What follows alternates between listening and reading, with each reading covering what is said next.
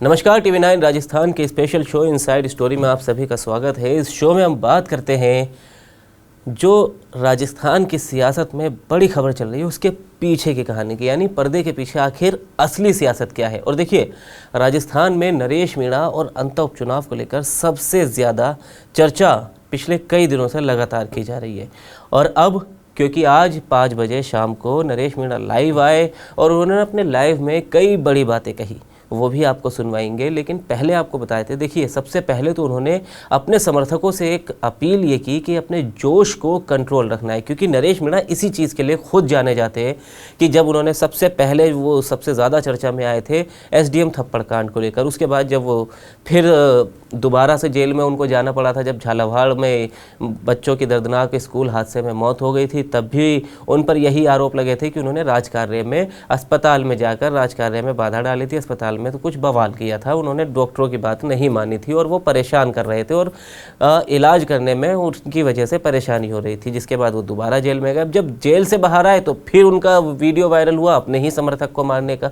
हालांकि उस पर उनके समर्थक ने कहा कि नरेश मीणा के लिए जान भी न्योछावर है और मेरी ही गलती थी, मेरी ही गलती पर नरेश मीणा जी ने मुझे मारा और उसका कोई वो नहीं है, बल्कि मैं माफ़ी मांगता हूँ। तो उस समर्थक ने खुद ने नरेश मीणा से माफ़ी मांगी थी। अब इसके बाद कई बार नरेश मीणा से पूछा जाने लगा कि भाई क्या आखिर वजह क्या है कि आप ये गुस्सा करते हो और इस जोश को आप कंट्रोल क्यों नहीं करते। तो अब नरेश मीणा भी खुद मानने लगे कि देखिए अब वो दोबारा फंसना नहीं चाहते ऐसे किसी कानूनी पछड़े में, क्योंकि अब अंता उपचुनाव बहुत नज़दीक है। अंता उपचुनाव की तारीखों का ऐलान जैसा कि आप जानते हैं कि 11 नवंबर को मतदान होंगे और 14 नवंबर को नतीजे सामने आएंगे। अब क्योंकि आज अधिसूचना जारी कर दी गई है नामांकन प्रक्रिया के लिए और नामांकन भरे जाएंगे 14 अक्टूबर से 21 अक्टूबर तक, तो यानी कल से नामांकन शुरू हो जाएंगे, जिसके लिए नरेश मीणा ने पहले ही ऐलान कर दिया था कि 14 अक्टूबर को वो एक नामांकन से पहले रैली निकालेंगे। रैली के बाद वो नामांकन भरेंगे, SDM ऑफिस जाएंगे अंता में, और वहाँ उनकी रैली में जो रैली के संचालक होंगे, चुनाव के उनके सारी जिम्मेदारी जो होगी वो उन्होंने दी है राजेंद्र गुढ़ा को। राजेंद्र गुढ़ा पूर्व मंत्री रह चुके हैं अशोक गहलोत की सरकार में। लाल डायरी वाले राजेंद्र गुढ़ा के नाम से वो जाने जाते हैं। वो लगातार नरेश मीणा के साथ खड़े नजर आ रहे हैं, इसीलिए नरेश मीणा ने उन्हें जिम्मेदारी भी दी है, क्योंकि जो कांग्रेसी नेता उनके साथ थे पहले, अब वो कहीं ना कहीं पार्टी लाइन की वजह से अब उनके साथ नजर नहीं आ रहे, ना उनके समर्थन में बयान दे रहे, ना ही उनके जो रैलियां कर रहे हैं उसमें वो कहीं पे नजर आ रहे हैं। अब क्योंकि कांग्रेस प्रमोद जैन भाया के नाम का ऐलान सबसे पहले कर चुकी है। नरेश मीणा तो पहले ही कह चुके थे कि वो अंत से उपचुनाव लड़ेंगे। जब वो जेल गए थे पहली बार, उसके फ़ौरन बाद ही जब वो बाहर आए, उन्होंने तभी ऐलान कर दिया था कि वो अंत से उपचुनाव ज़रूर लड़ेंगे। और लगातार वो कांग्रेस से अब दूसरी बार जेल से आने के बाद टिकट भी मांग रहे थे, लेकिन कांग्रेस ने टिकट उनको ना देकर प्रमोद जैन भाया पर ही फिर से भरोसा जताया। हालांकि इससे पहले प्रमोद जैन भाया की 2023 में कंवरलाल मीणा से हार का सामना उनको करना पड़ा था अंता में। अब जब प्रमोद जैन भाया को टिकट कांग्रेस ने दे दिया और टिकट देने के बाद आज उन्होंने अपना नामांकन भी भर दिया, क्योंकि मुहूर्त जो उन्होंने निकलवाया नामांकन के लिए वो आज ही का निकला। हालांकि नामांकन कल से भरे जाने थे, तो इसीलिए आज उन्होंने नामांकन भर दिया और अब 15 अक्टूबर को वो फिर नामांकन रैली निकालेंगे और अपनी पूरी प्रक्रिया को वो उस वक्त पूरा करेंगे। अब नरेश मीणा आज शाम 5 बजे लाइव आए, जिसमें उन्होंने जो सबसे बड़ी बात ये कही कि देखिए, उन्होंने सिर्फ मीणा समाज या दलित समाज या किसी एक समाज को ना साध कर, बल्कि सर्व समाज से उन्होंने अपील की। सबसे पहले तो उन्होंने अपने समर्थकों से ये कहा कि देखिए, हमारे उपचुनाव में कई दूसरे समाज के भी नेता आएंगे, तो उनका स्वागत करना है, अपने जोश को कंट्रोल करना है, गंभीरता से लड़ना। और उन्होंने इस अपने लाइव में ही एक ग्राउंड रिपोर्ट की भी बात की। और देखिए, ग्राउंड रिपोर्ट जो उन्होंने कही वो ये बताया उन्होंने कि हमने जो ग्राउंड रिपोर्ट वहाँ पर कराई है तो उसमें हम भारी मतों से अंत का उपचुनाव जीतते हुए दिखाई दे रहे हैं। देखिए, तो इसीलिए अपने आप को कंट्रोल में रखना है, जोश को अपने कंट्रोल करके और गंभीरता से चुनाव लड़े। तो अब सबसे पहले जब उन्होंने सर्व समाज की बात की है तो पहले एक बार उनका वो बयान सुन लेते हैं और उसके बाद के अंता विधानसभा में किस समाज का कितना रोल है और नरेश मीणा को किसका कितना समर्थन मिल सकता है, मतलब जातीय समीकरण क्या है, वो भी समझेंगे। मेरे स्वयं के समाज मीणा समाज से एक आग्रह करने के लिए आपके सामने आया हूं। मेरा समाज बंधुओं से हाथ जोड़ के आग्रह है, ये चुनाव आपका अपना चुनाव है। इसमें जिस तरह से सर्व समाज हमें आशीर्वाद दे रहा है, मेरा मन है आप पीछे रह के जो लोग प्रतिष्ठित लोग, अच्छे लोग हमारी मदद करने इस चुनाव में आ रहे हैं, उनका आप सम्मान बढ़ाएंगे, उनका भरोसा आप जीतेंगे। जैसे कि कल जब हमारा चुनावी रैली होगी, सभा होगी, तो जो अन्य समाज के लोग जो हमें समर्थन दे रहे आ रहे हैं, आशीर्वाद देने आ रहे हैं, उन्हें आप सम्मान भी देंगे, उनको आगे रखेंगे। नेतृत्व प्रधान उनके हाथ में रहेगा। और कल हम चाहेंगे कि सभी समाजों के प्रतिष्ठित व्यक्तियों को मंच पर बोलने का मौका दिया जाएगा, उन्हें अपनी बात रखने का मौका दिया जाएगा। कुछ मैं देख रहा हूं सोशल मीडिया पे, हमारे जो छात्र साथी हैं, युवा साथी हैं, वो बेवजह कई बार इधर उधर उलझते हुए मैंने देखा है, इधर उधर टिप्पणियां करते हुए देखा है। हमें अपना काम करना है। सामने वाले कैंडिडेट, उनके समर्थक क्या लिख रहे हैं, क्या नहीं लिख रहे हैं, इससे हमें कोई मतलब नहीं होना चाहिए।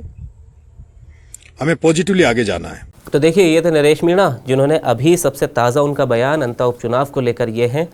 अब जातीय समीकरण की भी अंता विधानसभा में क्या है उसकी बात कर लेते हैं। देखिए, सबसे पहले माली समाज, जो कि वहाँ पे करीब 40,000 के करीब मतदाता बताए जाते हैं, और फिर उसके बाद आते हैं दलित मतदाता, जो दूसरे नंबर पर माने जाते हैं अंता में, वो है करीब 35,000। और उसके बाद खुद मीणा, जो कि नरेश मीणा का खुद का समाज है, वो है करीब 30,000। और इसके बाद कहा जाता है कि आदिवासी भी ठीक ठाक संख्या में वहाँ पर है, और बाकी राजपूत भी है, गुर्जर भी है। लेकिन सबसे ज़्यादा जो निर्णायक भूमिका में है वो वहाँ पे मीणा, दलित और माली समाज। माली समाज आप जानते ही हैं कि पूर्व मुख्यमंत्री अशोक गहलोत का समाज है। तो इसीलिए नरेश मीणा ये अपील कर रहे थे कि सर्व समाज को साथ लेकर चलना है। वो किसी एक समाज के साथ नहीं जाना चाहते, क्योंकि अगर एक समाज के साथ जाएंगे तो दूसरा समाज दूसरी पार्टी के साथ भी जा सकता है। इस बात का खतरा भी नरेश मीणा को लगातार सता रहा है। अच्छा, नरेश मीणा भी अब उस जोश में नजर नहीं आ रहे जिस जोश में वो शुरू से दिखाई दे रहे थे। कहीं ना कहीं नरेश मीणा के लिए भी अंता विधानसभा का उपचुनाव जीतना इतना आसान नहीं होने वाला जितना कि पहले कहा जा रहा था। यह नरेश मीणा के जोश से और तेवरों से देख के अंदाज़ा लगाया जा रहा था। क्योंकि देखिए, माली समाज, जैसा कि मैंने अभी आपको बताया, करीबन 40,000 मतदाता है, और कुल मतदाता जो है अंता विधानसभा में बताए जाते हैं करीब 2.25 लाख के आसपास बताए जाते हैं। ये एक अंदाज़ा है। अब अशोक गहलोत भी वहाँ पर प्रचार के लिए आ सकते हैं, हालांकि अभी तक किसी का फाइनल नहीं है, और वहाँ पर सचिन पायलट भी आ सकते हैं, और गोविंद डोटासरा भी लगातार। देखिए, अभी एक वीडियो वायरल हुआ था जिसमें गोविंद डोटासरा और पूर्व मुख्यमंत्री रही वसुंधरा राजे, उन दोनों की मुलाकात हुई, जिसमें वसुंधरा राजे ने उनसे पूछा कि आप कहाँ जा रहे हैं, तो उन्होंने कहा भाई मैं अंता जा रहा हूँ।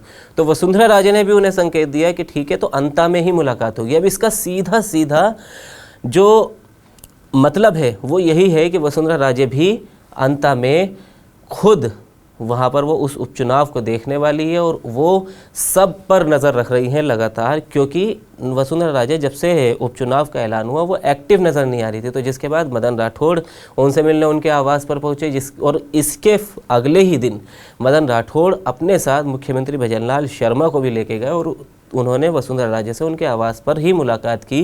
क्योंकि 12 जिले में अंता विधानसभा सीट आती है, और 12 जिला वसुंधरा राजे की कर्म भूमि कहा जाता है। तो वसुंधरा राजे की कर्म भूमि में वसुंधरा राजे के बगैर तो जीतना काफ़ी मुश्किल हो सकता है। इसीलिए अब बीजेपी देखिए साथ लेकर चलना चाहती है, और कहीं ना कहीं अब वसुंधरा राजे की भी नाक की लड़ाई एक तरह से बन गई है। क्योंकि जब झालावाड़ में स्कूल हादसा हुआ तो वहाँ पर नरेश मीणा ने लगातार कई बार, अब तक भी वो बार बार वसुंधरा राजे का नाम लेकर, पानी पी पी कर वसुंधरा राजे को कोसते आ रहे, उनके बेटे दुष्यंत को कोसते आ रहे। क्योंकि झालावाड़ 12 जो लोकसभा क्षेत्र है वो पिछली 5 बार से लगातार वसुंधरा राजे के बेटे दुष्यंत सिंह वहाँ से सांसद लगातार बनते आ रहे, और उससे पहले भी 5 बार वसुंधरा राजे खुद वहाँ से 5 बार सांसद रह चुकी है। तो यानी कि आप 10 बार से जो वो सीट है झालावाड़ 12 लोकसभा क्षेत्र, वो लगातार वसुंधरा राजे के ही अधीन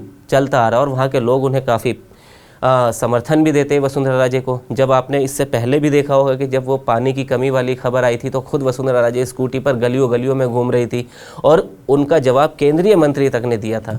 तो वसुंधरा राजे देखिए एक मजबूत पैठ रखती है और नरेश मीणा जिस तरह उनको कोसते हैं, जिस तरह उन पर निशाना साधते हैं, तो वसुंधरा राजे भी नहीं चाहेंगी कि उनको कोसने वाला उन्हीं के इलाके में जीत जाए, क्योंकि वो एक वसुंधरा राजे के लिए बड़ी नैतिक हार हो सकती है।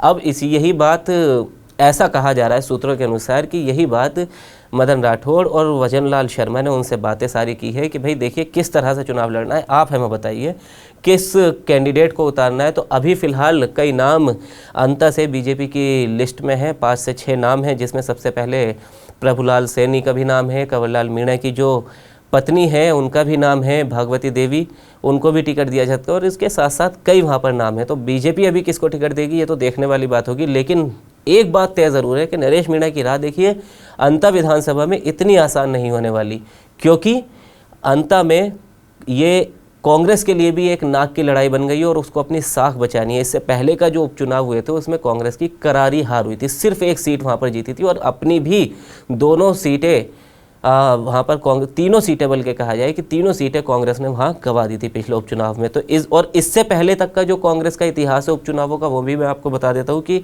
उपचुनाव में सरकार चाहे बीजेपी को हो चाहे कांग्रेस की हो, लेकिन हमेशा उपचुनाव ज़्यादातर कांग्रेस ही जीतती आई है। लेकिन ये पिछली बार ही था जब कांग्रेस को उपचुनाव में मात्र 1 सीट पर ही संतोष करना पड़ा, जिसके बाद भजनलाल शर्मा की काफ़ी तारीफ भी वहाँ पर हुई। और अब इसीलिए कांग्रेस नहीं चाहेगी कि यहाँ पर बीजेपी एक बार जीत जाए या नरेश मीणा जीत जाए, क्योंकि बीजेपी से ज़्यादा नुकसान उन्हें अब नरेश मीणा से है, क्योंकि नरेश मीणा इससे पहले भी देवली उनियारा और छबड़ा में कांग्रेस को नुकसान पहुँचा चुके हैं। और कांग्रेस के नेता जो कि 2 बार मंत्री रह चुके हैं गहलोत सरकार में, प्रमोद जैन भाया, और अब वो उम्मीदवार हैं, उनको लगातार घेरते नजर आ रहे हैं नरेश मीणा। तो अगर नरेश मीणा वहाँ से जीत जाते तो ये कांग्रेस के लिए भी एक बड़ी नैतिक हार हो सकती है कि जैसा नरेश मीणा ने कहा था उसी तरह का वहाँ की जनता ने भी फैसला सुनाया है और अपना मत नरेश मीणा या फिर बीजेपी के साथ दिया है, प्रमोद जैन भाया को नकार दिया है। तो प्रमोद जैन भाया भी पूरी कांग्रेस के साथ अपनी वहाँ पर ताकत आजमाएंगे, बीजेपी भी वसुंधरा राजे, मदन राठौड़ और मुख्यमंत्री भजनलाल शर्मा के साथ वहाँ पर सब मिलकर ताकत आजमाएंगे। और एक तरफ अब तीसरी तरफ होंगे नरेश मीणा, जो कि बाहरी नेताओं के साथ, राजेंद्र गुढ़ा के साथ वहाँ पर दमखम से चुनाव लड़ने की तैयारी कर रहे हैं। इससे पहले नरेश मीणा के एक और बयान के बारे में आपको बता देते हैं कि नरेश मीणा कह चुके हैं कि अगर ज़रूरत पड़ी तो हम अखिलेश यादव जी से भी बात करेंगे। और इसके साथ साथ बीच में खबर ये भी थी कि आरएलडी भी नरेश मीणा को कह रही है कि हम देखिए आपको यहाँ से टिकट देने के लिए तैयार है, लेकिन अब क्योंकि निर्दलीय लड़ने का उन्होंने फैसला किया है यहाँ से आरएलडी के साथ वो नहीं जा रहे। हनुमान बेनीवाल का समर्थन हालांकि नरेश मीणा की ताकत यहाँ पर बन सकता है, लेकिन देखिए हनुमान बेनीवाल ने इससे पहले कई सीटों पर कहा कि देखिए हम वहाँ पर जाएंगे, प्रचार करेंगे, लेकिन हनुमान बेनीवाल वहाँ पहुँचे नहीं थे। तो अब हनुमान बेनीवाल अगर आते तो ये नरेश मीणा के लिए एक अच्छी चीज़ हो सकती है और उनको समर्थन में बढ़ोतरी अंतर से मिल सकती है। तो ये सब चीज़ें हम आपको टीवी 9 राजस्थान पर देखिए बताते रहेंगे। अंतर उपचुनाव को लेकर क्या अपडेट है और नरेश मीणा को लेके या बीजेपी को लेके अब क्या अपडेट होगा, वो सब आपको टीवी 9 राजस्थान में बताएंगे। तो फिलहाल आज की इनसाइड स्टोरी में इतना ही, फिर एक बार आपसे मुलाकात होगी एक नए मुद्दे के साथ। शुक्रिया।